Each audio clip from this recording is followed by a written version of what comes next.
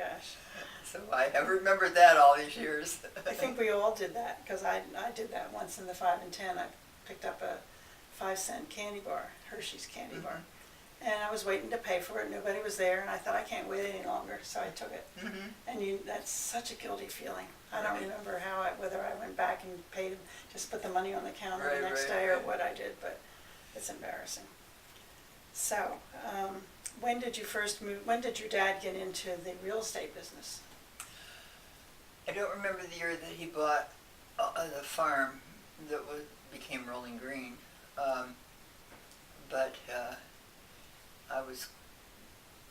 I probably was in elementary school. I think I at least had started school. Can't remember what school I went to right then. Maybe I was a little bit older.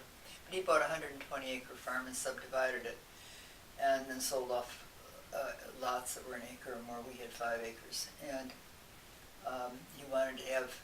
He couldn't stand the subdivisions that had the little tiny lots, and he wanted to have more land around the house. So that's the way he had taken care of that. Eventually, he bought another farm adjoining that and subdivided that. But he did all that in his spare time while running an advertising agency. I mean, my gosh. And, of course, Dad was also so active in this community. He was president of the Law and Order League, and he had a lot of different experiences. One time I was walking downtown with Dad going someplace, and we passed a man who tipped his hat to Daddy. You know, men used to wear hats and they would tip them to friends. And after we got past, he said to me, I was of 2 minds whether to respond to his tipped hat.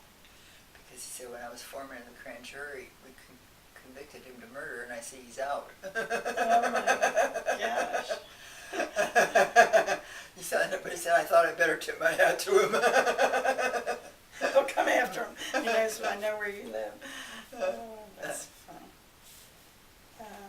Okay, do you remember actually moving from Penn Avenue to this farm area, or was there something in between? There wasn't anything in between, and I don't quite remember, but I had the house built, so that we sort of, well, actually what happened was we sold the house on Penn Avenue, and the house in Hutch Hill wasn't finished, so we were in an apartment for, I don't know, 4 or 5 months while the house got finished. And it was a large home because he wanted to set a feel for the community, since he's going to sell all these lots.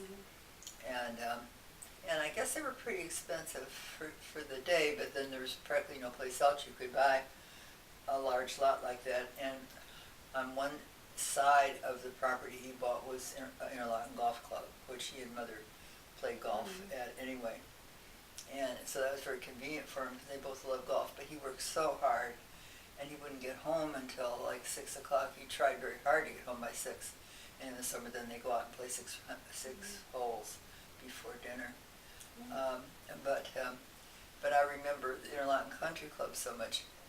We have a picture someplace of Lynn and me on a 4th of July there, and we have white dresses with broad red little dots on them.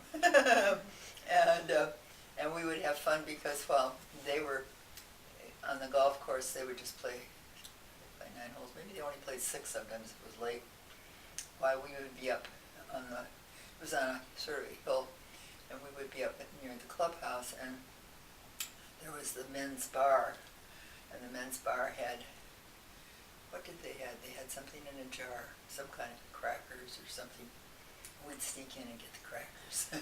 Still at it, huh? Still at your stealing days.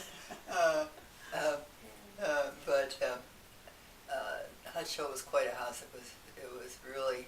That's what you called it, Hutch Hill? Oh, that's neat. How big was it? Do you remember?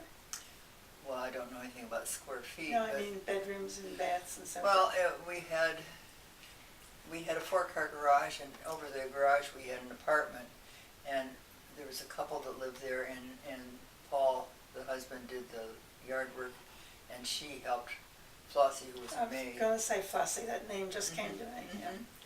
And so they lived in the apartment over the garage, and we had a dog named Vaughn, and he was a German Shepherd, but he wasn't allowed in the house.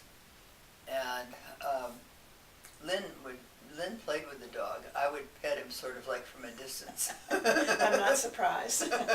Did you say Von, V for Victor? Von is a German name. German name, okay.